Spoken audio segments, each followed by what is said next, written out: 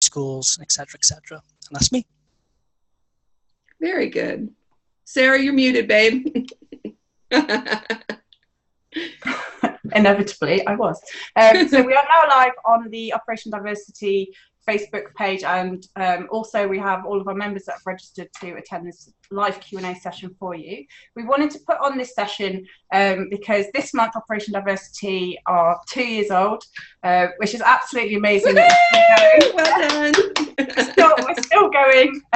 Not too many grey hairs yet, and we've helped thousands and thousands of different families from all over the country. So we have our free group, which is the Dyslexia Support UK Operation Diversity group, and then in May we launched the Academy, which is amazing because we wanted to be able to help families so much more. So the guest speakers that we have today are different specialists. It's just to show you a little bit about what we do, and to give you some support as well, because obviously we're going back to school next week. I know if you're in Scotland, you're already back. But if you have any questions whatsoever, then Sarah, Gwendolyn or Chris will be able to answer them for you. Chris is a specialist speech and language therapist. Sarah is a specialist dyslexia assessor and tutor. And Gwendolyn is a specialist behaviour intervention specialist. Yes, specialist. Yeah. Lots of specialists, That's lots better. of knowledge. And they'll be able to answer all of your questions. So if we want to get started, Sarah, if you don't mind, you're quite new to our team, so I wanted to ask you a little bit. Can you tell us what dyslexia actually is? Now that is the question. There isn't an agreed definition of dyslexia, which is one of the things that actually costs us a lot of time and trouble every day of the week. Dyslexia essentially it manifests as the difficulty with learning to read and write. But it's much, much more than that. And I'm sure we'll get around to lots of questions that will go into detail on that later on. But two of the biggest problems that we see that aren't specifically reading and writing related are around working memory problems and processing issues. So I'm sure we'll have some questions on that. Yeah. Yeah, for sure. Guaranteed. Yeah, all day and night we answered questions. There was so much to it, and I know Chris, you did us a session recently, didn't you? On what your role is, and even the first question that I asked you, I was just like blown. I had no idea that there's so much to it. Can you tell us a little bit about what a speech and language therapist is? What do you actually do?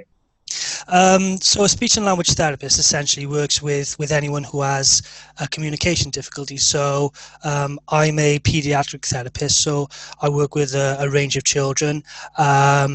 Typically, you have children or adults who have speech difficulties, so they may have difficulty articulating certain sounds, certain words, certain sentences. We also cover understanding of language, so the development of how much a child can process and actually understand, and also expressive language. So some children might speak in very short sentences or short utterances. Some of them speak in longer ones, but they have difficulties with grammar and content and things like that. But we also focus on, for very small children, things like attention, listening, social skills, play, lots and lots of different things really, and it's just the development really of children. Okay, thank you. And Gwendolyn, we know what you do because you keep most of us sane. Would you mind telling everyone listening a little bit about what it is that you do? Well, I kind of have, because I'm a neurodiverse person myself, and I have ADD or ADHD, non-attentive, or see, I can't even say it right, inattentive. I like to do a lot of different things. So on the one side of things, I'm a behavior intervention specialist. So what that means is we have children that have challenging behaviors. There are people that focus on the diagnosis side of things. However, behavior is more focused, it doesn't matter if it's ADHD, autism, purple or pink or whatever. We focus specifically on the behavior that is causing concern, so that we can put interventions in place to make the children more successful and help them be kind of their best. The other side of things that I do is I'm a parenting coach. I'm a positive parenting coach. So we acknowledge that, parents that come to see me are good parents already, or else they wouldn't be coming to get some help to make things even better. But raising kids is hard and it's challenging, and especially when you add, you know, neurodiversity into things. There is no manual for that. And so it's just about helping to develop the love and your natural instincts and put in some other strategies to help make your home a little less chaotic and a little bit happier to help your kids be more successful. Yeah. I was going to say restore order. As best you can. It's amazing, honestly. All summer holidays, I've been messaging Gwendolyn myself. And Sarah, can you tell us a little bit about what you do in your role day to day? It's really varied. So tomorrow, for example, I'm working with someone who's not gone back to school yet, who just can't get maths. Or having said that, she can get maths, but she can't get it the way it's done at school. So I'm doing some assessments with her, and we'll be trying to unpick what can be done to help her out. Later in the week, I'm working with children who are more typically dyslexic, if you like. Later this term, I'll be doing some lecturing at the University of South Wales for BA early years students who are hopefully going to become inclusive practitioners. So it's really, really varied. I don't know, every day's different. Cool, thank you.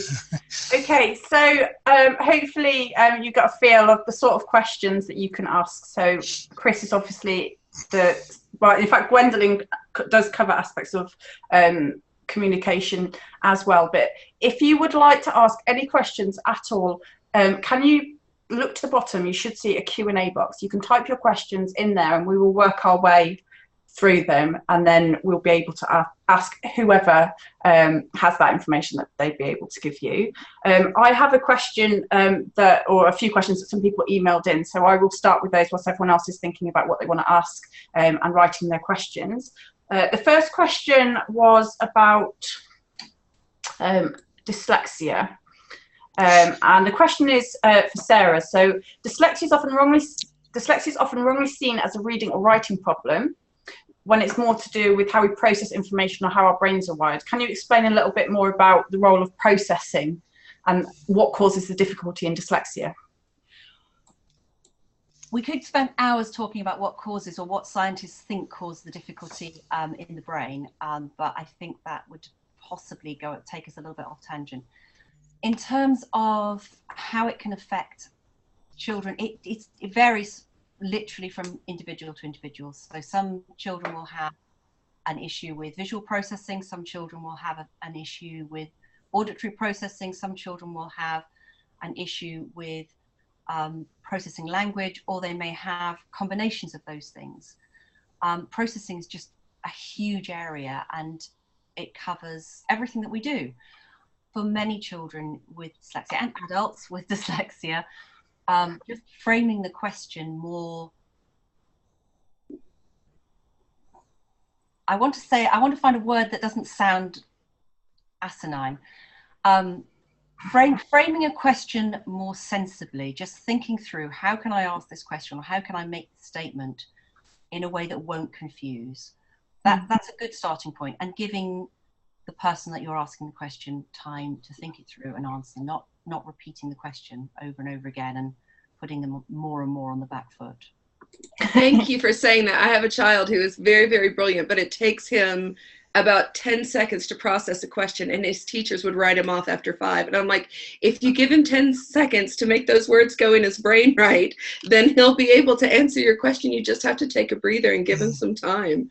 Oh, I love that you put it in there. My daughter loves to ask me the same question like 5 times in a row because I didn't answer it quick enough. I'm still trying to process the first words that she said. So yeah, I completely get that one. Chris, a question for you. What is a communication difficulty? So like, how would a parent identify that their child has a communication difficulty? What are some of the traits that they can look out for? It varies from child to child, and there's lots of subtle things that children will do when they're having communication difficulties. I mean, for very, very young children, you see frustration,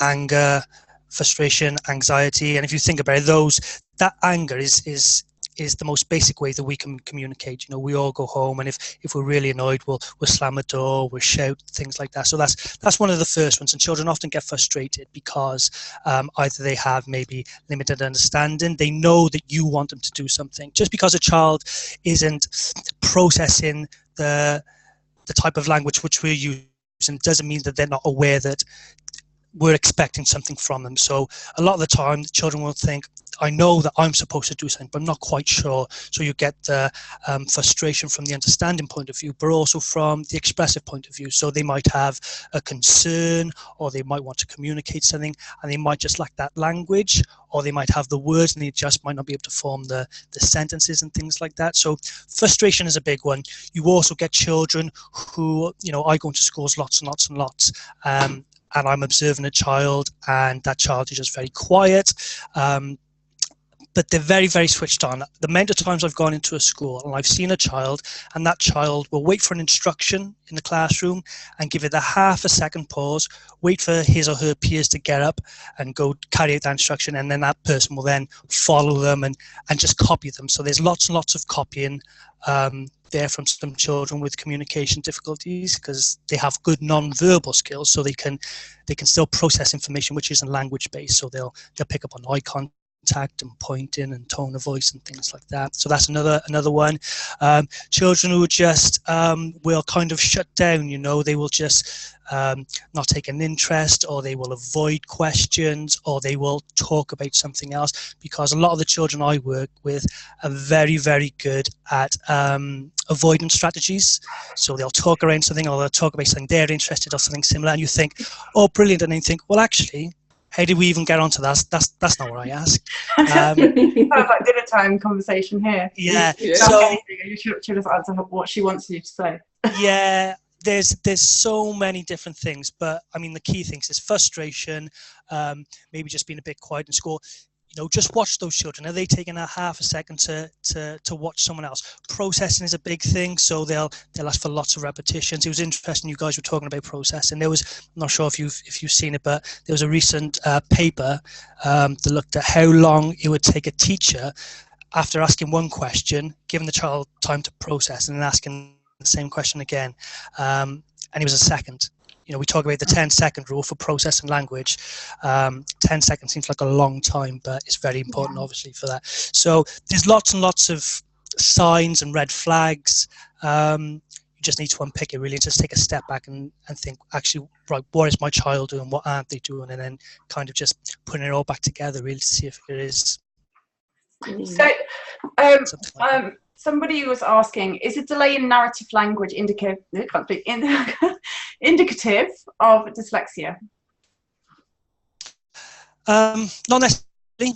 No, I mean, it could be, but it could be very specific language difficulties. So some children just find one aspect of language challenging. It might be narratives, it may be grammar, it may be negatives, it could be anything really. So I think you would have to unpick it really and see if there are any other difficulties.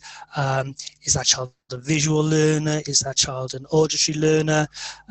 It's very, very hard to say. So it could be, or it could be something very specific to language, and just that aspect of language with narrative just needs support through visuals, through processing, through altering language.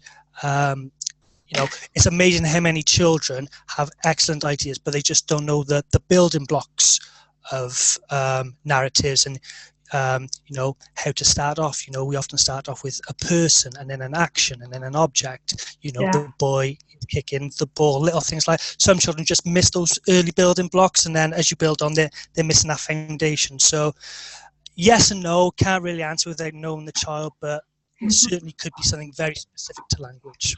Do you have anything to add to that, Sarah? I would say precisely what Chris said. It absolutely could be totally cued into the language alone, but equally you could find that it's part of a dyslexic difficulty. So especially if it's tied in with sequencing. Obviously it depends at what age and stage the child is, but we have to be guided by all of that. And I mean, if you're talking about a 3-year-old who's not communicating at the same level as other 3-year-olds, my first port of call would be a speech and language therapist. If Yeah. we're talking about a 7-year-old who's managed up until now, you know, you do a bit of analysis and look at where are things not quite working. Is it something that's just missing in their communication and their understanding skills? And yes, it could be something to do with speech and language, but, you know, keep your options open. The reality is that so many of the children that we see have co-occurring difficulties. So they may need the help of a speech and language therapist and a dyslexia specialist and an occupational therapist, or, you know, we hear that a lot, and some children, they might be getting intervention with literacy. They're like, oh no, but they've got it, and it's just like, but there is also that co-occurrence, and that's why, yeah, a lot of the time it tends to be clusters, doesn't it, rather than we don't tick all the same boxes. No, I mean, that's what we're learning, is that the norm is co-occurrence. Yeah. Neurodivergent differences. And no two are the same. We are all unique, and it makes it incredibly hard for teachers to support us with very limited funding, but so much more important for parents to really, really push and to know your children and to get that across, because you do your children best. Okay, so sorry, Sarah. You can speak. Having been a classroom teacher, you know, there's a lot of things that teachers can do in a classroom situation that they can put in place that will help not only a range of neurodiverse children, but will actually help their typically developing children to become more independent. Absolutely. And it's a win-win for everybody. It's really, it doesn't have to be something that's time and labor intensive once you put it in place, but you've got to get it in place. Yeah. And the other thing that I noticed is that sometimes interventions would take a little bit of time in the very, very beginning when you're implementing them, but I'd be spending that time feeling frustrated, you know, trying to figure out what's going on, blah, blah, blah, blah, blah. And if you actually take the time out that you were spending trying to figure out what's going on and how to support the child, it's always more than it is that it takes to implement that little intervention. And once the intervention becomes part of the routine, then it's nothing. It's amazing the time that a teacher gets back just by taking a little extra time for a week to change up the schedule and change up her delivery, his or her delivery, I should say. I was going to say. Sorry. Don't want to be gender biased. Using praise is a prime example. And I know that when I was working in schools, we always positive language, and that's great, but actually it's not so much just about being positive, but descriptive praise is something. There is actually a video on the Operation Diversity page. If you go in the videos, there's a video that Gwendolyn did on using descriptive praise, and it's literally tiring to be that, not positive, but to be so descriptively positive. It's specific, yeah. Yes, and specific, but oh my goodness, the difference that it made. So many parents and teachers that watched that webinar were saying about the meltdowns, literally, like they go a week straight afterwards with no meltdowns, and it just makes such a difference to the way that children engage with you. And it's like, it's very easy, isn't it, to just shut off. You're frustrated and you're angry and your child's frustrated as well. But something like that is a small change, but through repetition, it can learn to long-term gain. So there is a question for you actually, Gwen. Someone's asking, my son has a really hard time sitting at the dinner table. What can I do? Okay, you may not like me for this one because I know British people on their dinner table and they have a thing. So half of America sits on their couch and eats really quick before we move on to the next thing. However, if your child is having difficulty sitting in a chair and being able to manage everything, why not try letting him stand at the dinner table? Some bodies get active. Some bodies need to move. And it really is quite unfair to, you know, make a child's mealtime absolutely miserable because their body just can't, they don't have the ability to hold still at that moment. When they're standing, they're engaging muscles. They can kind of shift from foot to foot, and they can still stand and eat their meal, learn the important dinner time things like using a knife and fork, saying please and thank you, will you pass this? They're learning all the things that they need to learn at the dinner table, and the sitting in the chair will come. But if you can remove that one obstacle of the shifting in the chair and the rocking back and forth, I mean, I've said 4 on the floor more times than I can possibly count in my classroom and at my dinner table, keeping those 4 legs on the floor. But there's nothing wrong with having your child stand up to have their meal, because that way you are putting an intervention in place to help them be more successful, to learn the skill of eating a meal at the table. Okay, thank you. Question on... my year 4 son just turned 8 as he struggles to get longer descriptive words into writing. into his writing. What could school do to help? He tends to keep his sentence structure sorry. Right, try again. He tends to keep his sentence structure short and sweet. Okay, so he's doing the bare minimum. He's a boy writing. That's the first thing to note. That's a very typical boy writing thing to do. Descriptive language, I mean, without knowing whether he uses a lot of descriptive language when he's talking, it's hard to know if that reflects his speech. Can you just pop that in the chat box and I will let Sarah know? Sorry? I was just saying to the person that posted that question to just let us know what their language is like when they're speaking. Because if his writing reflects his speaking, then that is obviously his language at the moment. But if it's not reflecting, if his speech is very advanced and his writing is less advanced, if he has a dyslexia diagnosis, then don't give him a hard time. He's 8. But there are lots of things you can do to try and sort of build on how language is expressed. So if he's looking at something, talk about it, get him to be really descriptive. If you see something, don't say, well, yes, it's a red flower. You talk about, what shade of red it is, how it smells, what angle it's bending over at, how many petals there are. Just keep drawing out the language, get him thinking in terms of being more descriptive. He's not thinking descriptively, he can't write descriptively. She said he does verbally get quite descriptive. It's more the typical dyslexia, can't spell that, let's say and. Yeah. It's easier to spell the shorter words. Dyslexia and 8 years old, I think perhaps don't be too hard on him. It will come in time. And the thing to bear in mind with all of our neurodiverse learners is that they do tend to be some way behind in years for certain aspects of their learning.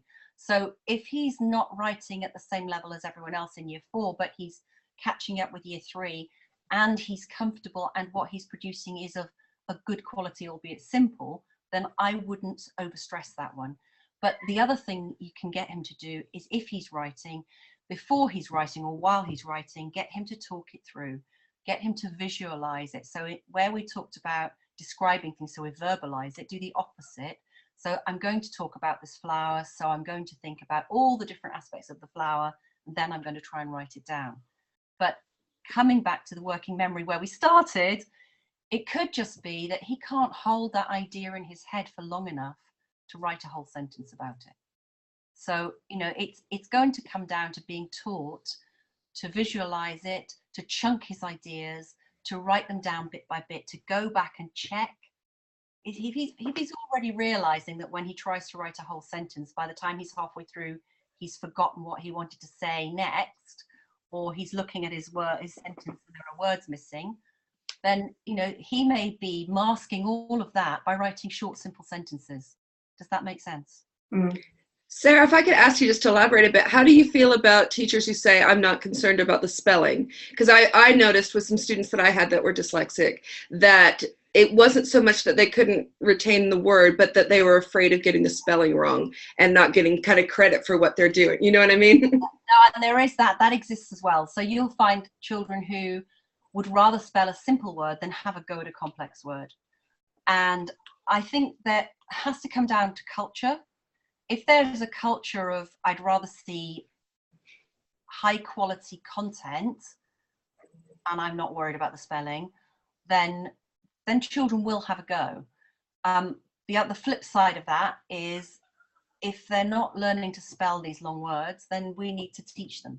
So we need to put strategies in place that teach them how to break words down into little bits that they can manage, and to have confidence that if they want to use a word they're not very familiar with, they can start to do that. And also there's a whole raft of stuff you can have in your classroom to help. It doesn't, you don't want to give somebody a huge mat covered in words that is just going to make their day see. Visual noise. We don't want that. But at the same time, there are lots and lots of things we can do quite simply to make things a little bit easier. And it's going to be guided by the school's policy. You can't change your child's school's policy very easily. but there will be some wiggle room for your teacher. So it's about communicating and saying, look, I can see that what's being written doesn't reflect what they know, and that needs to be taught. But he is 8, so give him a little bit of time and just keep really, really close communication with teacher. Thank you, Sarah. The next question is, my daughter, who is 7, is very uncomfortable talking to most people. She doesn't like anyone to hear her talk or her voice, and will only talk in certain safe areas at home or school. If we were at the shop, she wouldn't talk at all, as this isn't a safe area. Is this a speech issue? It could be. I mean, what that sounds like to me is a reluctant talker. So sometimes people confuse reluctant talkers for selective mutism. Reluctant talkers is very much they have the language, they have the ability. However, there's certain situations or certain environments where they won't talk. It's the reluctancy, and that could be down to a number of reasons, really. It could be that a certain level of language is being used in a certain situation. So, for instance, it's very typical for children when they go over nan and granddad's to not talk as much, and that's typically, not always, but typically because nan and granddad ask lots of why questions. You know, why have you done this? Why have you done that? Things like that. So the language level is very, very high and very complex. So children kind of shy away from it. It could also be at that age, she's becoming more aware of her speech production. She's starting to monitor herself. So it may be that certain aspects of her production isn't maybe as clear as she wants it to be, or she notices there's maybe an element with her voice which she isn't comfortable with. So it could be a number of different things, but I would certainly look at the language first of all, whether it be a reluctant talker or a selective mutism child. We always look at the language first. If it is a language difficulty, then obviously we would focus on the language and develop her understanding of language, but also give guidance to, you know, parents and relatives and close friends on how to deliver language and maybe reduce it a tiny bit. If not, then we might need to do something a bit more about emotions and feeling comfortable and reducing anxiety and things like that. I would maybe try something very simple like a scale of 1 to 10. So 1 being, you know, very, very sad, 1 being very happy, or something like that. And then maybe just going through a few different scenarios. So on a scale of 1 to 10, 10 being really happy, 1 being sad, how do you feel talking with mum and dad at home? How do you feel talking to nan and granddad? How do you feel talking in the supermarket? Things like that. It's about getting a picture first of all and seeing, like, where are we comfortable, where are we not. As soon as you've identified that, then you can dig a little deeper. You know, so is it because of the language? Is it because of environmental? It would be something as simple as there's a background noise. You know, a certain buzz or something which just makes the child uncomfortable, affects their processing skills or something like that. So it's very much unpicking it, but I would certainly look at the language aspect first and then go from there. So it could be, if the language levels were age appropriate, then it's obviously something else which is impacting. But it certainly does sound like a reluctant talker. So why is that reluctancy there? What is it that's different in this situation opposed to this situation? And sometimes it could be something very minor which has a big impact. Thank you. Another member's asking, I have 2 children, both absolutely neurodiverse. One has a variation of symptoms of Erland, dyslexia and ASD. Other has symptoms of Erland's dyslexia and ADHD. I take on board all of the above crossover and could be one issue or another. So where do I start in terms of assessment? I can answer that unless anyone else wants to answer. So what if those my daughter?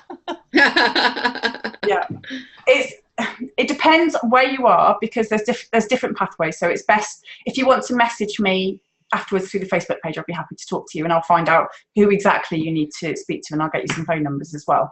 But the issue is that dyslexia in itself is classed as an educational thing. So if your child is in formal education, then the first step should be to approach the school teacher or the SENCO to ask them if they will undertake dyslexia assessment.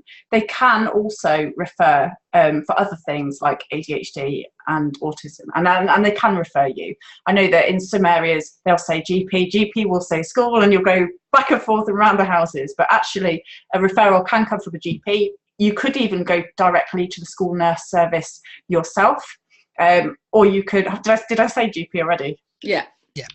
School, GP, school nurse. So those are the routes. Something with speech and language therapy, you can self-refer to some of these services, but again, it depends on where you are. With school, if possible, you want them to get their educational psychologist to come in and to do a full screening. They might do an initial assessment just to see if there are any traits there that belong to the different areas of difficulty. The issue that you will have is funding, and unfortunately, in many schools, it's the children that are throwing chairs across the room or really exhibiting some really challenging behaviours that take up the ed psych hours. So you might have a battle on your hands just to try and get that. So you try all different routes. But as I said, I'd be happy to help you find someone that will be able to support you. I think bottom line, this week I've actually been supporting a parent where the GP refused to refer, the school refused to refer, and they were kind of stuck in limbo. So I phoned up the service that they would have got the referral to and asked them exactly how it works. And what they advise you do is that you write a full pen portrait of your child, what their strengths and difficulties are, where you see their traits, whether they're social, communication, literacy, anything like that, just to write it down, get all of your examples down and do your research. We do have access to a developmental history form and also a family questionnaire, which again, if you email us through the Facebook page, I can send you, just so that you can do your homework and you're not then going to go to the appointment and be sent away with those forms. You've already got them with you that you can go and book in. But with the school, it is a really hard time. The whole system is in crisis when it comes to funding for SEN support at the moment. But don't let that put you off. You do need to just keep the lines of communication open and be clear that you do want a diagnosis and you do want support in place. You shouldn't actually have to have the diagnosis to get support. That's not how it works. Schools are supposed to implement support as part of their graduated response. So again, that's about communicating and making sure that you get the needs of your child across.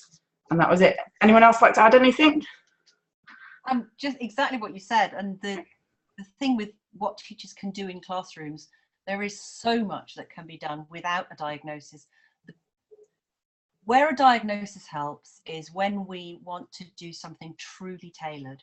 But we can do so much for a child by watching how they cope with different situations, different demands, and adjusting how we put those pressures on them or try and remove those pressures so that it makes it a manageable thing for them. There's just, there's no excuse for not doing anything. But obviously in a situation like this, especially when you think there are co-occurring difficulties, it helps so much if you know exactly what you're dealing with, so you put the most appropriate, timely support in place. I'd say timing also has a lot to do with it. Be aware that schools start their budgets over in April. So if you notice a problem in January, February, you might not get your referral through till April, and it's because they've run out of money. Also, it's a timing issue. So if you have, it's true. They're not allowed to say it, but we all know it's true. The other thing is, if you are aware going into the school year, talk to the teacher in the first week, not the first day and probably not the second day. Talk to the teacher in the first week so that he or she can be aware and start monitoring your child now, because they have to do a certain amount of assessment in the classroom. If they can start that assessment early, then your child's paperwork gets done early on their side, which pushes the process forward. Rather than waiting, because a lot of times people think, oh, I'll just wait until parent-teacher conferences in 6 weeks. Don't do that. Just start, first week, say, I know you don't know him very well. I just need to make you aware of some concerns that I have. I want to start going down this process. Could you start monitoring, please?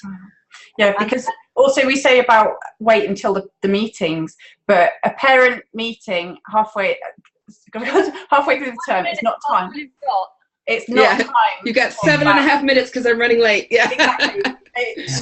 parents are sat on a conveyor belt around the corner, teachers who don't have time, they have to go through the whole class. So don't be surprised if you start trying to talk to teachers about all of your concerns if you don't get full and complete answers. So if you can book a meeting with the class teacher and preferably the SENCO together, just so that you can nail down what support they're going to put in place. And also make sure that you book a follow-up meeting for around 6 to 8 weeks time, just to check that the interventions are actually working, because there's no point sitting there 2, 3, 4 terms and before you know it, you're halfway through the next year above, and your child's not made any progress. So you need to make sure that you're on top of it and that you're having regular review meetings to see that targets are being achieved. Yeah, definitely. Okay, so next one, because there's loads. Where to start? While you're looking, I just wanted to say that the other thing to be aware of is that if you've got an early, if you refer early, you get the teacher to do the referral in the autumn term, you're more likely to get seen quicker as well. I found that the waiting lists get longer and longer and longer during the autumn term, until if you refer in the beginning of the spring term, you're lucky to be seen before the end of the summer term. So get it in. So my 8-year-old son has recently been assessed as dyslexic, but he gets very angry, frustrated and upset over the fact he knows he is struggling with his reading and writing in comparison to his peers. This leaves him feeling worthless and extremely upset.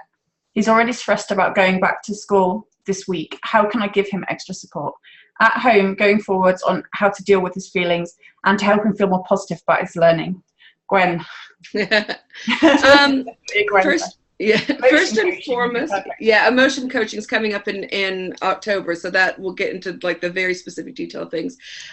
What emotion coaching is about really is kind of turning towards your child rather than turning away, and really hearing what they're saying rather than being dismissive when we're trying to be kind. Because what we want to do is say, "Oh, honey, no, it's not that you're struggling. Everything's fine. Don't worry about it," or some level of that we're trying to give them comfort.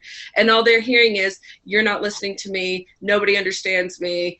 You don't get it." That's all that they can understand. So the first thing to do is to sit down. Giving some sort of positive physical touch is beneficial for some children, but not for others. But like if you normally sit and you cuddle with an arm around, or if you sit cuddling like this, kind of making a physical connection, unless your child is obviously averse to that, and then we don't do that part. And then just do some reflective listening. So, Mom, I'm so mad. Oh, you're so mad? Yeah, I'm so mad because and have them really just kind of get all of those feelings out and listen to every single one and let them know. So what, as you're hearing things, if your brain starts going, I wonder if he means this, then say, so I'm hearing that you're saying you're really mad and because you think you can't read well. So are you saying that you're frustrated with yourself, or are you frustrated because other people? Like, tell me more about this frustration, and really kind of get to the crux of that. And don't give any qualifying statements at this point. All they want to do at that moment when they're at that state of frustration is to be heard. I always give the example of, the time that, I'm sure this is only specific to me, but the time that I get into an argument with my husband and he likes to tell me to calm down has never once worked. I promise you. Telling me to calm down is like a red flag to a bull. But so, as parents, we're wanting to try and help them process. We're wanting them to understand the impact of things in the future. And in a couple of years, this is all. They don't care about that right now. You start saying all this stuff to them, after about 3 words, they've checked out and they're mad because you're still talking at them and they want to go on their iPads. So just kind of really reflect what you're hearing and just listen to them and just say, I'm here for you. I understand. I'm here for you. Mom, I don't want to go to school. Oh, so you don't want to go to school? Yeah, I really don't want to go to school. Oh, so is it the walk to school? Is it you just don't want to walk to school? Would you rather we drive? No, that's not what I mean. And, kind of ask questions in a way that's, that you're asking specific to the words that they're using to kind of help give them the language that they need to get those frustrations out. So then after that, my favorite, there's several strategies you can use, but my favorite one is to give kind of credence to fantasy. So when your child says, I never want to go to school again, you can say something like, oh, wouldn't that be amazing? If you never went to school again and you could just take a USB stick and stick it into your head and download everything you ever needed to learn, and then poof, like that, you'd have everything. Wouldn't that be amazing? And, and let them kind of come up with fantasies with you and come up with these little stories. It really helps them lighten the mood a little bit. and helps them kind of close out that situation. So you allow them to just get every last word out, and then you give credence to their fantasies and let them kind of, I don't want to get out of the bed in the morning. Oh, and wouldn't it be nice if we could just sleep on clouds and be floated from place to place, and I mean, it works, and it works with my 13-year-old. It works with my 7-year-old. It worked with them when they were younger. It's worked with my friends' teenagers. Teenagers will roll their eyes at you, but it still lightens the mood. But the most important thing in that moment when they're feeling frustrated is to listen. Yeah.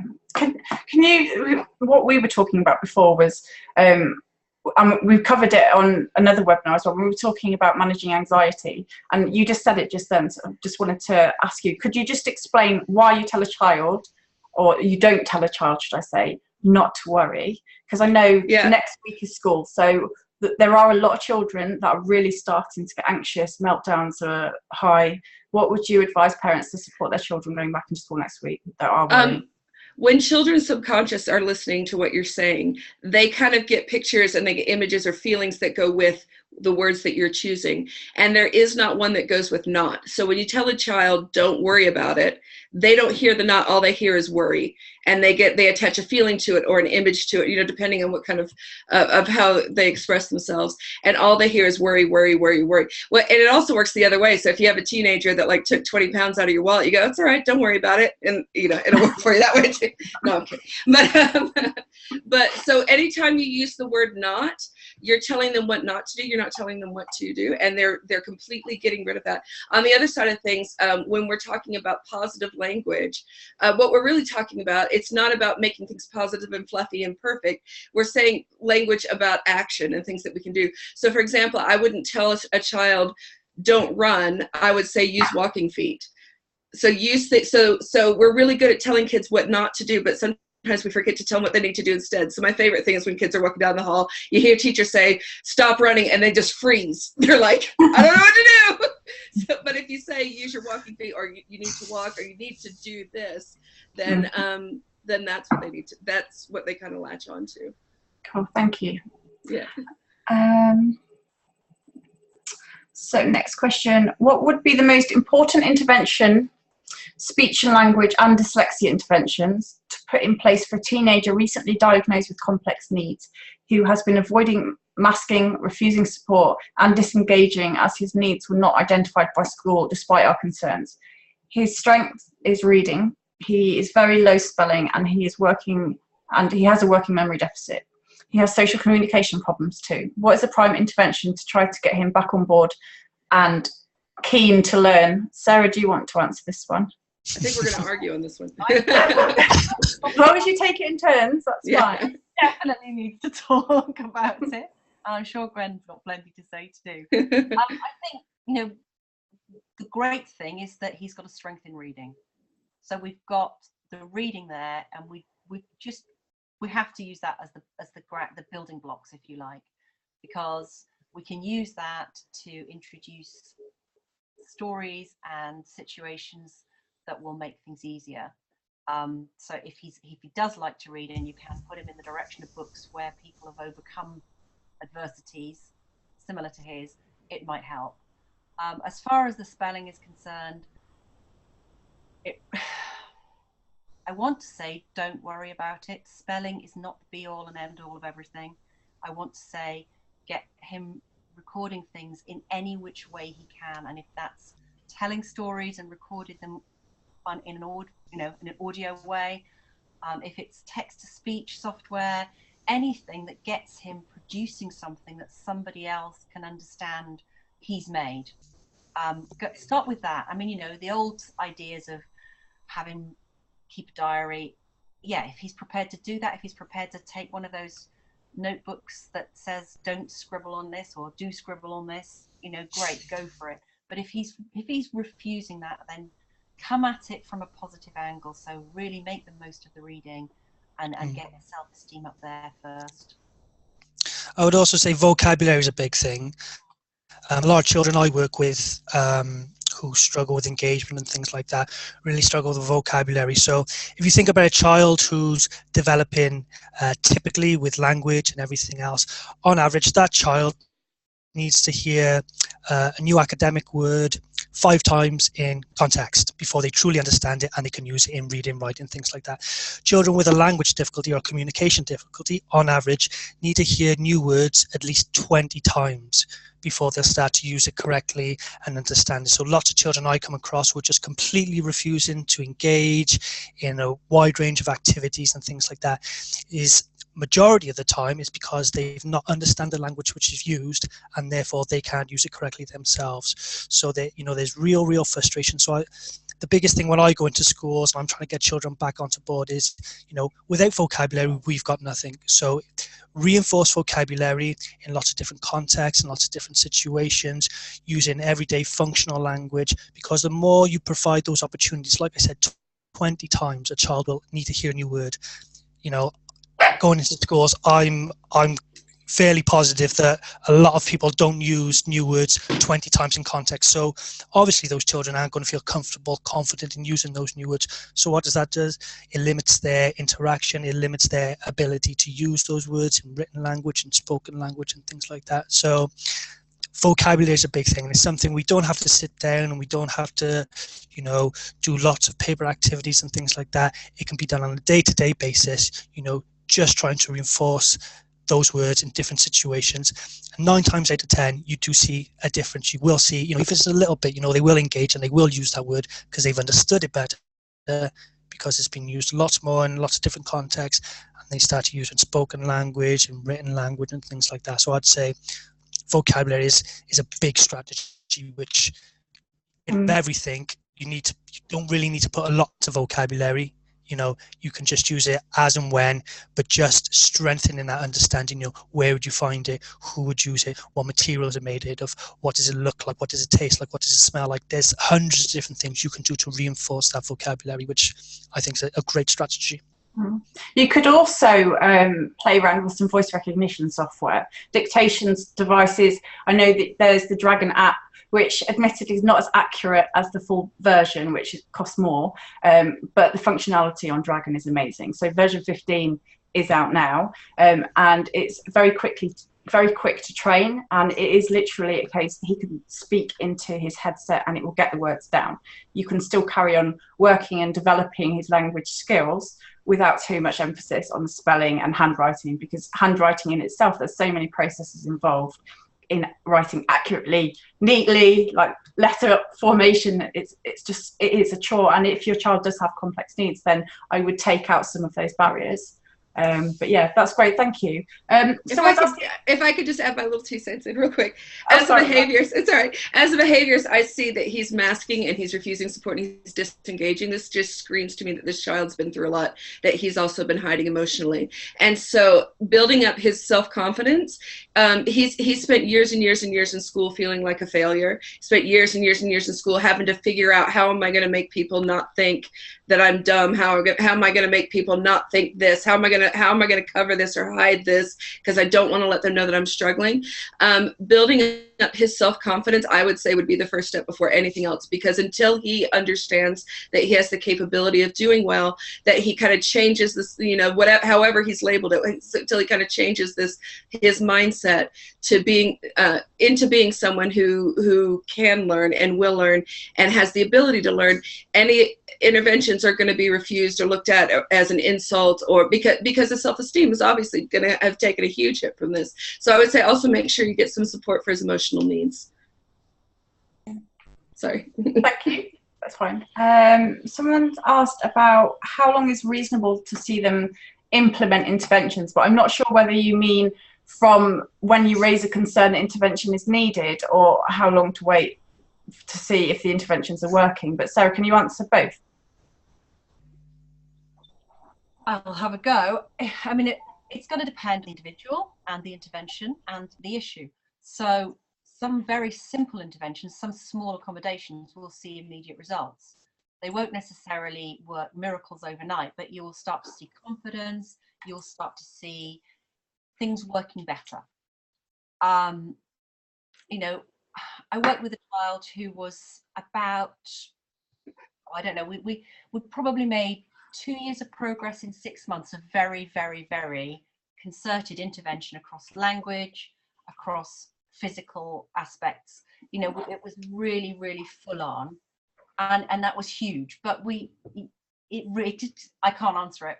It is too big a question. It's literally, it's a wait and see. If somebody says to me, this is what the intervention you need to put in place for this child, I would expect school to look at it immediately, maybe cherry pick the things that they can do straight away. And when I say straight away, I mean that week. And then as soon as they've had time to sit down and work it through, get more things in place. I would expect to actually set some smart targets to work towards and a full plan. Yeah. I mean, you need to set a meeting to discuss the smart targets. You agree the smart targets, you put the smart targets in place. And you know, targets only work if you've got the resources to do them. So if you don't have the resources, you can't make a promise. But there's a lot of things you can do with workarounds. So I would not accept waiting for any length of time to get interventions started. Yeah, exactly. And 6 to 8 weeks to check in on how they are doing. You should be meeting at least once a term to review progress anyway. I would hope to have a meeting within half a term, just to make sure there's not something that, you know, hideously going wrong. You know, because you can't leave it a term and then say, oh dear, we didn't do that right. Yeah, and before you know it, your child's missed a year and they're going up to secondary without grasping year 6. So yeah, that's. And one key thing that Sarah said that is important to note is sometimes the first thing that you notice about an intervention working is not necessarily that their reading or writing has gotten any better, but that they're willing to engage. So they're understanding that this strategy is going to help them, and they're more willing to kind of put themselves out there for it. And I think it's important with smart targets that as long as it's age appropriate, you know, age and stage for the child, that they're involved and that they know what the point of what you're doing is. Absolutely.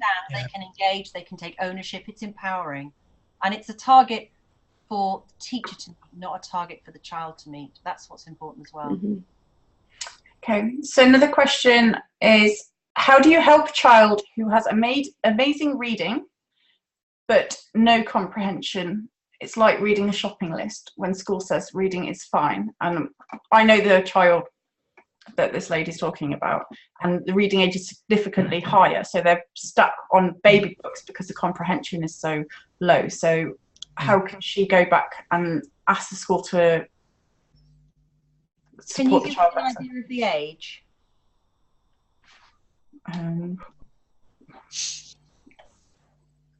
At a guess, I think she's 8.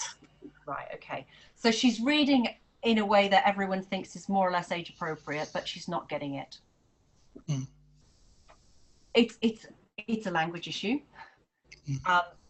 And does she have a dyslexia diagnosis? No, she doesn't. And I know that because I've helped this parent prepare for a meeting at the school before, and the reading is amazing, but there is no comprehension. There's no support in place for comprehension. Instead, the reading book is staying the same. I work with a lot of children who have brilliant reading ages, but very poor comprehension. So I've been. Oh, sorry, Sarah. So yes, go on.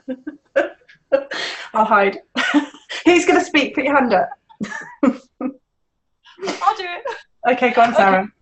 I think you've just got to keep batting away at school, because, you know, there's lots and lots of things you can do as a parent in terms of, you know, we can find books that are more age appropriate, that are easy readers. So we go to Barrington Stoke, we go to those sorts of books. We use the free ebooks on the Oxford Owl website. There's lots of things like that that we can do just to support from home, but school have to engage with this.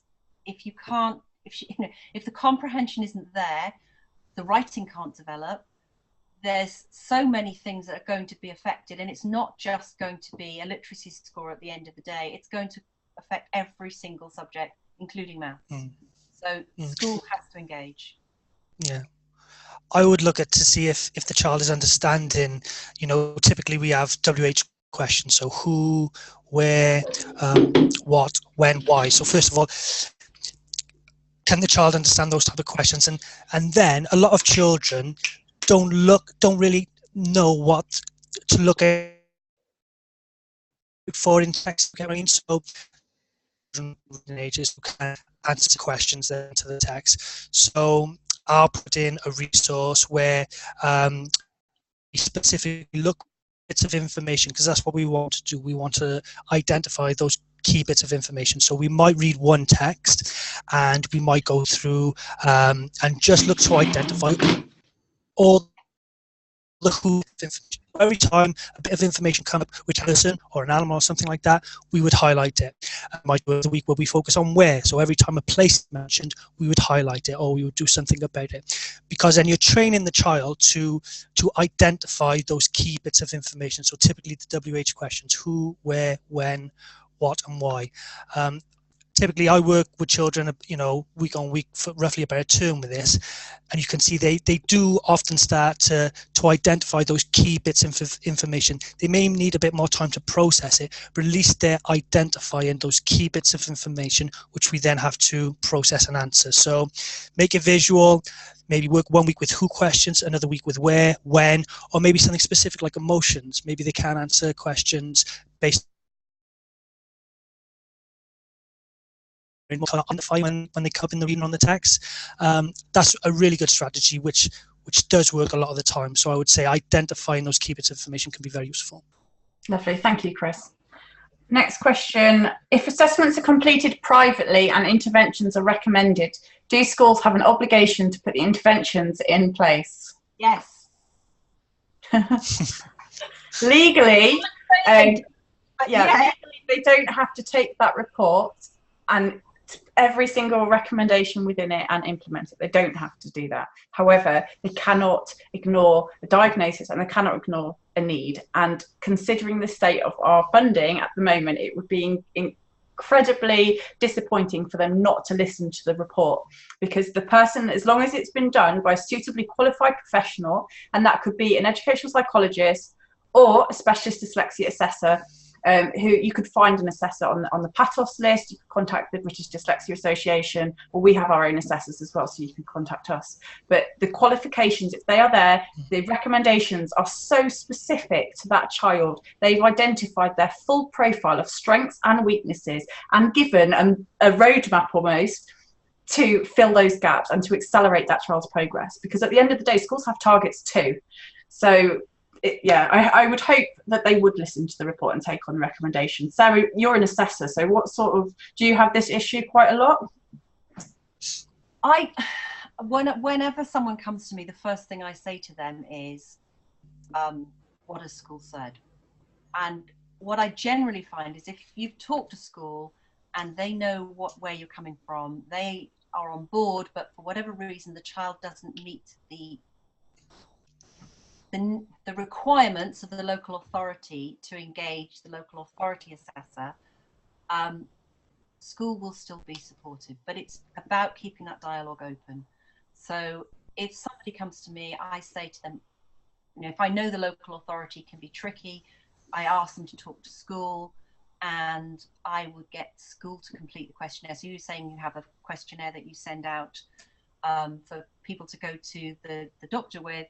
I would get school to give me as much information as possible and make them be part of that assessment. So I would offer a school visit or a chance to talk to the teachers, whatever they want, or go into school and talk to them about how to implement things afterwards.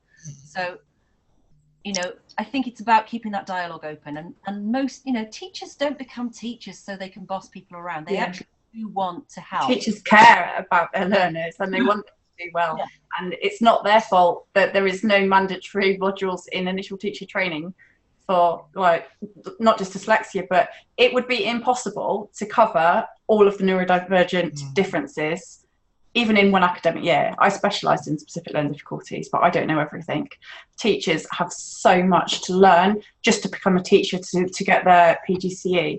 So they do some training, and obviously when they're in the role they do CPD and different courses, but they might not know how to support your child. So as tempting as it is to go running in there and not with a pitchfork, but you get the idea, try your best to maintain the relationship with the school, because they are there to support you and your children, and they are just people. They are real people as well, and they're not going to ignore you completely. So completely, unless you what, Gwendolyn, help me. Oh, you're mute. Thanks. How can I say? I don't. My role, so my role as a teacher was to teach the students in my classroom. My role as a parent with a child who has neurodiversity is to be an advocate for my child. And so I would go in and I would treat it like I was talking to not talking to my boss in a way like they're in charge, but talking to my boss in a way that I kept it very professional. And I would say things like, I appreciate that you're saying that this is difficult. However, my job is to advocate for my child here. And I feel, using I statements, I feel that his needs aren't being met because X, Y, and Z. So if you go in there and say, you're not doing this, that teacher would probably, I mean, when parents would do that to me, and I understood that they were frustrated, they wanted to see, but when parents come in and start yelling at me, I shut down. And I'm like, I'm sorry, I'm a person and I will not be disrespected. So the minute that you disrespect your child's teacher and start yelling at them about what they're not doing, all they're thinking is this person has no clue, they have no idea how much I'm doing for their child, I'm trying so hard, and they get defensive. But if you go in with I statements and say, you know, I appreciate that you have 30 kids in your class, however, my concern is for my son, and I know that his needs legally and ethically need to be met, and I don't feel that they are. So either can you please show me how they're being met, or can we talk about some other interventions to put in place? Yeah. You worded it much better.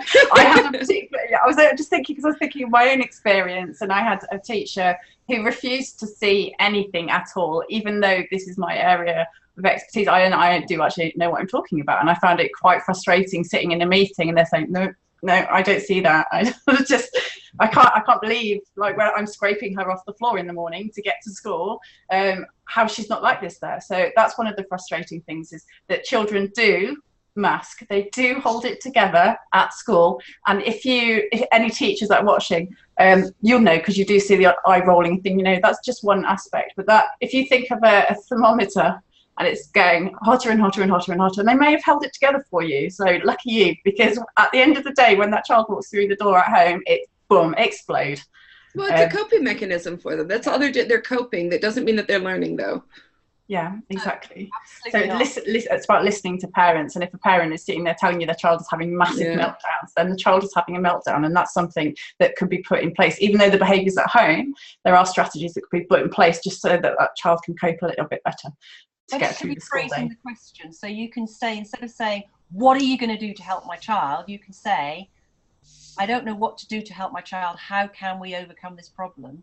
So that you're asking for help rather than demanding a solution. And it's essentially the same question, but it's just a way of not necessarily the phrasing being that different, but just a way of coming across as a partner in this rather than a dissatisfied customer. Yeah. And the other thing is if you go in all guns a-blazing starting out with, then where do you have to go from there? You know, so if you're starting out at a 10, if you're starting out at, it's like our kids, if they come in and they're like, I want a cookie, they're not getting a cookie, you know. But if they come in and they're like, you know, Mom, I really like a cookie, and you know, they learn to build things up. So there may come a point when you do have to become a much more assertive, and you do have to say, excuse me, you know, there are cases, they are few and far between, but there are cases where you have to get lawyers involved, you have to get advocates involved, you have to go above the head teachers to the LEA. But if you are a problem parent straight out the gate, then everything you do is dismissed, because you've been branded as that problem parent. If you go in as a parent that's concerned about their child, then that's a whole other, you know, you've got many places to go. So the school knows that if they get me to the point that I am coming off as almost aggressive, then that's not normal for me. That there's a real issue either on my part or on their part. Something is really wrong in this moment. I had a situation like that with bullying with one of my children, where I was trying to hold it together as I'm walking in, because I find out, you know, that my child's been bullied for 4 months, getting punched in the bathroom and boys circling around him and kicking him, and I'm doing my best to hold it together, and I'm trying to talk to the teacher like this, and I'm like, I need to talk to somebody, and she's like, okay, we need to deal with this right now, because that's not typical behavior for me. Yeah. Thank you, Gwen. Yeah. Right, it's 9 o'clock now, and I'm aware, obviously, that we're taking up your time. Are you happy to just? There are quite a few more questions. Can we just speed through the questions? Are you happy to answer a few more questions, guys? Yeah. Yep. Okay. Yeah. Absolutely. Thank you. Someone has said, how can I get my son's school to follow a sensory diet? He has diagnosed SPD by OT, and his SPD is complex. How can I improve my son's short-term working memory? Is there a test to confirm working memory problems? If you've had a diagnosis that there's working memory problems, then that test will have been done. But there's lots of activities that you can do that would help. I think maybe this might be one of those situations where I give Sarah a link to some ideas for working memory rather than talking for 10 minutes. Yeah. That makes sense. Yeah, that's fine. As far as the sensory diet is concerned, if they've been given the sensory diet by an OT, then they should try to implement as much of it as possible. There are lots and lots of things that can happen in a classroom, whether it's just allowing someone to stand up and push against the table, or go for a walk, or carry a big pile of books from one classroom to another, or have some kind of fidget toy, or whatever it is they need. There's so many things that can be put in place immediately. Unless it's a very, very complex sensory diet, I can't understand why school can't comply straight away. Okay, thank you. There was a question. Why is my 4-year-old only able to talk in 4-word sentences? The speech therapist thinks that that's normal for a child who's starting school in September.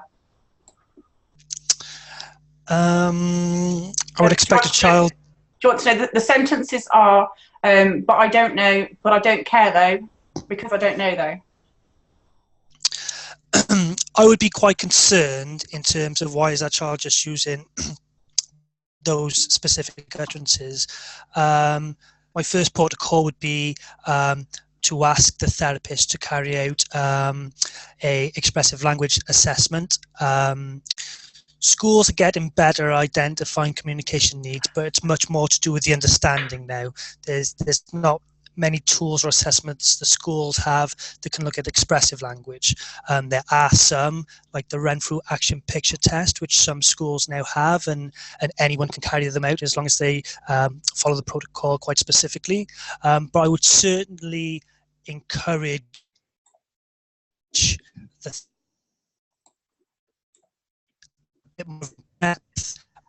assessment to see if there are some expressive language difficulties there, because to me it sounds like, obviously I don't know the child, but that child is using learnt phrases, so they would have heard an adult or maybe a peer or something like that using those, and because they're quite generic utterances, they use them in quite a lot of different contexts, which and out of context.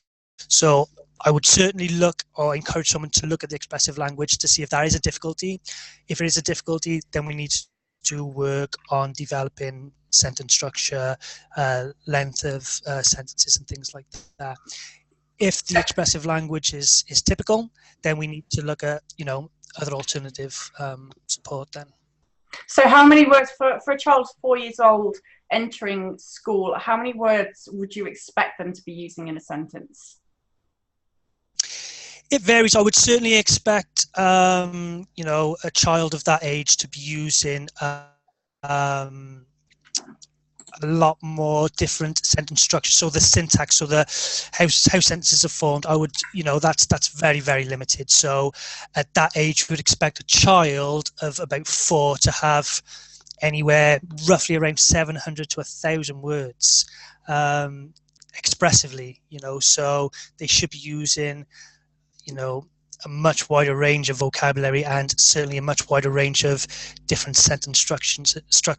They should be mixing and matching and things like that. I personally don't think that a child using that sentence for all their communication needs is typical. I think a lot more digging needs to be done. Okay, thank you, Chris. Sarah, someone's asked, where do you start teaching a child that is entering into year 5 but has an understanding of year 1 and does not retain information? And no diagnosis. Yes, diagnosis. They haven't said, but I assume not. Right. Well, I think the school must be, assuming still in the same school knows that this is an issue, and they've got to work together to get to the bottom of this, because there could be so many different reasons for it. Clearly, as a classroom teacher or a parent, you're going to be trying to make sure that you've prepared either visuals or language that's appropriate for somebody that's got this different understanding. But the content, as you get up towards year 5, is going to be so much more complex that it's going to be harder and harder to stay at the same rate as everybody else in the class without more intervention than you can do in a class of 30 children. So they need to get to the bottom of what's causing the delay. But yes, lots of visuals, lots of pre-teaching. So find out what's happening at school, what's going to be taught. Ask for the curriculum, find out if there are any resources that they're going to be using that are available for you to either have a copy of or get online, so that you can go through it all, so that when they come across it at school, the language is familiar, the concepts are familiar, and it's not going to be an empty experience sitting in a room and not understanding. That would be a starting point, but I think a lot more work needs to be done with school to get to the bottom of where this match is happening. I was going to say, you haven't said, so going into year 5, you haven't said what interventions have been put in place, or if any at all have been put in place. So that would be the first thing. And I would advise that you go onto the school's website, because it's actually a legal requirement that schools publish what's called a SEND policy and a SEND information report. The SEND information report details the support that they do have available in their SEN toolkit, if you like, and what they offer children with SEN in their school. And then the SEND policy is obviously the policy and what they do, and that's actually based on something, if you're in England, on the SEND Code of Practice 2015. So you can Google that and you can have a look at what schools are supposed to be doing according to the SEND Code of Practice, and then you can have a look at the SEND policy as well. I would say when you read through it, it's not your typical bedtime reading, especially if you read the full version. But it is one of those things that will be your best friend. So I would sit there with a pen and paper, just highlight bits, write questions, and prepare for a meeting, because it's all about, as we said, communication. We do have actually a webinar coming up next month. I think I put it in the events calendar yesterday, with Dr. Gavin Reid on exactly this. So if you want to have a look at that, or message me through the Facebook group, then we'll make sure that you have access to that webinar. What else do we have here?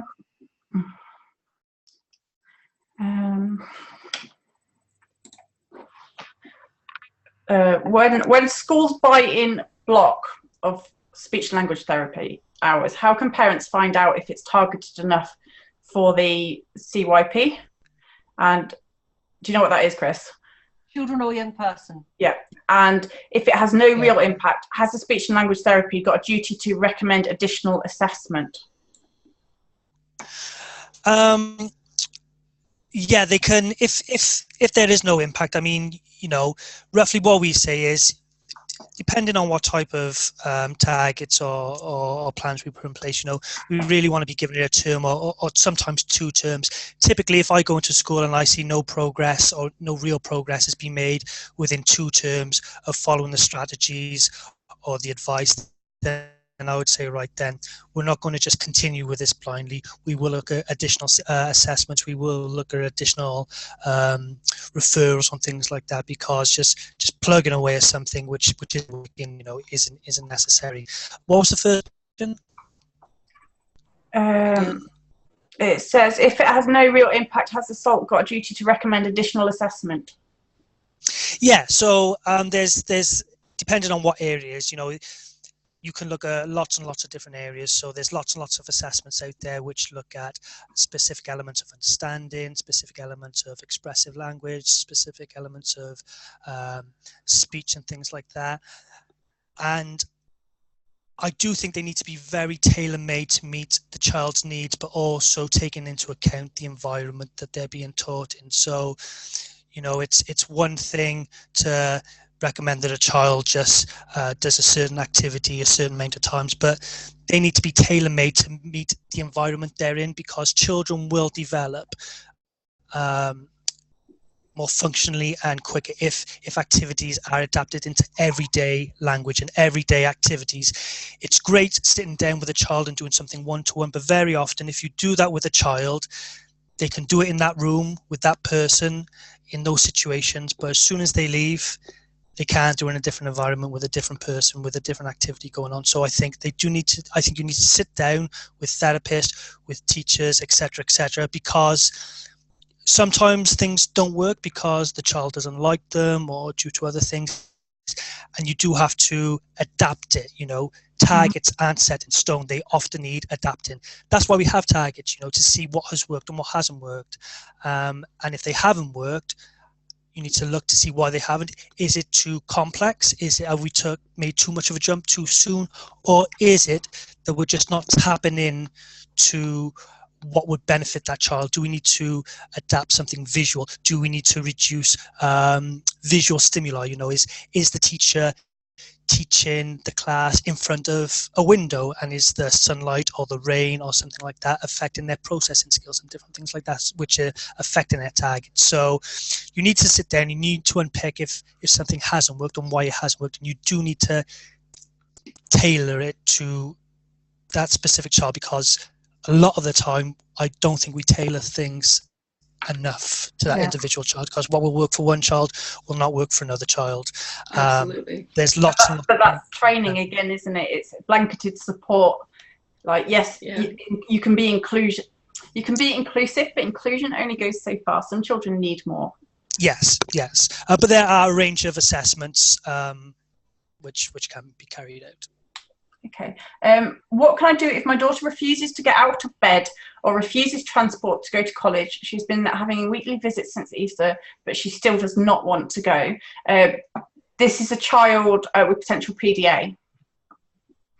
A lot of emotion coaching is going to go involved in this as well. So really allow her to get it all out. And sometimes as teenagers, it gets to be a little bit more difficult because their language gets a bit more colorful. Things become a little bit more confrontational. And quite frankly, they're bigger. So it becomes a little bit intimidating when they're the same size as you. So again, making sure the listening is there first is your first step. So let them get it all out. Let them really kind of everything that they hate about school, giving wish to fantasy after that. It works with teenagers as well, but also kind of get to the crux of what is it about school that you don't like. Try and get them to get as specific as possible, and then using the words, how can I help you? It's a really, really powerful thing. There's two ways to do it. One is to say, I'm trying to help you. And the other one is, how can I help you? How can I make this better for you? It lets them know that you're on their side. They may not act like they heard it, but they heard it. And they know that you're there to be their support. If they're constantly refusing, and they've been refusing since April, there's obviously an underlying cause for this. Generally speaking, children like to go be with their peers, and so staying at home, there's a reason that they want to stay at home. There's some underlying anxiety there that they need to understand. So kind of getting to the crux of what is it about school? Is it that just I asked you to go to school so you're going to say no because it's a PDA issue? Is it what is it about this process that is difficult for you? And also that conversation needs to happen when the child is not escalated, is not at the top of the crisis cycle. That happens after the point of dealing with the fact that they don't want to come out of it, because you can't say, oh, I don't want to get to bed, I don't want to go. It's like, okay, well, let's talk about your feelings. That's not going to work. So finding time away from the moment of a refusal and the moment where things are going wrong to kind of pick it apart together and say, how can I help you? How can we make this better? It's 6 o'clock. You've watched your shows. Your next show isn't on until 7. Let's have a conversation about how can we make this better for you? What do you want to see happen? And how can I help you get what you want? Children do things for people in general do things for 2 reasons, and it's either to get something or to get away from something. So if they, try and find a way to help them get what they want, but still do what you want. Okay, thank you. There's a few questions here for Chris, who I think are all from the same person that have submitted it with capital letters SALT. I don't think we're going to be able to answer all of these questions. However, we will answer another couple, and the person that's asked these questions as an anonymous attendee, can you please send me a message on Facebook? And I will ask Chris to answer these questions for you. Chris, very nicely, I will ask you if you will, not tonight. But I just think there's quite a few there, so it will take a bit of time to answer those. Another question. My son, who is 6, randomly spells words that he knows well wrong and doesn't correct them. He may put the letters in his surname in the wrong order or write the A letter in his surname backwards without correcting them. He may spell the same word differently in the same sentence. He's reluctant to write and lacks confidence. He finds it hard and almost exhausting. He has SPD, suspected ADHD and ASD. This doesn't match his phonics knowledge. He got almost full marks in his year 1 phonics screen. Okay, phonics screening tells us about phonological processing to a certain level. It doesn't tell us everything. So if you've had really good phonics instruction from, you know, nursery reception, whatever, you can get through the phonics screen. That's a horrible way to put it. But effectively, you know, we're testing these very young children, and you can learn to discern sounds and reproduce sounds in a very efficient way. That doesn't mean you don't have dyslexia. So everything that's been said is what most classroom teachers would identify as classic dyslexia if they didn't have a phonics screener to fall back on. I would be very inclined to ask school to do more investigations. If possible, and we've talked about Erland syndrome a tiny bit at the very beginning, you mentioned it. It is possible that it's elements of visual stress, because that can have a really big impact on the way that letters are seen and the way that you write them down yourself. But this sort of tendency to do it inconsistently, the consistent inconsistency is really very typical of specific learning difficulties, and I would be very inclined to try and push school towards a dyslexia assessment, or at least a screener. The other thing you can do as a parent is to use descriptive praise for what he has done well. So rather than focusing on the fact that, you know, like my last name is Jones, they write the E backwards. Oh, look at that, you put a capital J there. Give them credit for what they've done. So that will help encourage them to continue to do more. If you know, they do what they feel is like they've worked really hard to write that sentence, and the first thing you do is point out something that they've done wrong, even though from your mind you're trying to teach them to do better, from their mind all they're feeling is criticized. So if the first 3 things that you can do, you know, if you can point out, oh, look, there's a full stop there, you started your sentence with a capital letter, you know, try and point out the things that they did really well, and then ask them to have a look at their work and say, so do you think this is good? Is there anything that you're noticing? And then after that, if they don't notice it, say, do you mind me pointing out something that I've seen that might make it even better? So kind of make sure you're giving them credit for what they do well. Okay, thank you. I hadn't even considered telling them that they'd done anything wrong, sorry. But it is just from a parent's point of view. Yeah, it is easily done, and especially with the handwriting targets now, because we see a lot of images posted in our dyslexia group, and a lot of parents are saying, oh, my daughter does that as well, and they'll all post pictures. But actually, when you compare those images with the key stage handwriting targets, there's a lot of issues there, and maybe parents they know that there is an issue, but I don't think they know how much of an issue, and schools can do interventions around handwriting. Sarah, have you got any good strategies? I know do you want to tell everyone what your Twitter and your blog is, because I know you do share quite a few tips on there, don't you? There's absolutely tons of stuff that I'm churning out constantly. If you look up Beacons Unique on Twitter or Facebook, you will find lots of things, and on WordPress. So there's always tips going out there.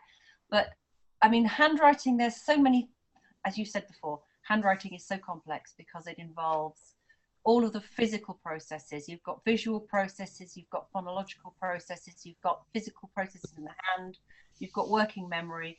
It's an enormously complicated thing. I mean, really, it's probably second only to something like learning to drive. It's a really complex thing to learn to do. So that's one side of it, but the other side of it obviously is what may be happening visually and what may be happening that's tied in with dyslexia. So I feel like this really needs proper investigation, and I think that if there's lots of parents with the same questions, then the teachers, you know, one of the things that I'm quite evangelical about is trying to educate teachers, because until teachers know what the signs are and they engage with it, then there are going to be more and more children who are going through Key Stage 1 into Key Stage 2 and potentially reaching secondary school without having proper support in place. I was 26. Yeah. And I left school. I ended up leaving school with no qualifications as a result, and I returned to university as an adult, and I did very, very well. But it does make you think how much different my life could have been. And the work that I do now, I do because I was failed so badly, and I don't want anyone else to experience the same hardship. But it is down to the teachers, and we have some amazing teachers in our dyslexia group. And have you noticed that quite recently loads of teachers, especially Senkos as well, joined from a group that I posted in the other day, and it's lovely to see that they are sitting there sharing strategies and reassuring parents. And I just wish that we could clone them, because as much, I know we did a post recently that shared a quote from a child about their spelling, about reading out their spelling score, and I know that some teachers said it was teacher bashing saying that, but those were the genuine words of that child. And those children's voices are really, really important as well, and we have to listen to them. And I think that, as I said before, it's easy to go on the attack, but it is all down to training and listening, and sharing good practice and learning from each other. So the Dyslexia Support UK group, it's Operation Diversity group, if anyone's watching, then please do come and join the group, because we have so many amazing teachers, Senkos, specialists in there that can help you with so many different things. And if you need some support and you don't know how to support your learners, then you can ask us. Parents and carers, we have the Operation Diversity Academy that we launched in May, and there is so many amazing sessions going on with Gwendolyn. She's our Behaviour Intervention Specialist and just regular sessions. Sarah's going to be doing some work with us, and Chris as well, as a speech and language therapist. He's there to offer support. But you are not on your own, and I know it's so difficult to try and get through each term, whether you're a teacher or a parent. But if we stick together and we keep the lines of communication open, then it will be a happier world all around. So that was it. End on a high note. I'm going to leave you to it. Thank you, Chris, Sarah and Gwendolyn, for joining us. For everyone that tuned in to the webinar registered, sat at home, if you have posted a question that I have not answered, and you would like me to pass those questions on, then please send us a message through the Operation Diversity Facebook page, and I will make sure that your questions are answered. I wasn't quite expecting so many questions, and I don't think anyone wants to sit here and listen to us talk all night. So we will get your questions answered. Thank you again, and enjoy the rest of your evening. Bye. Bye. Bye.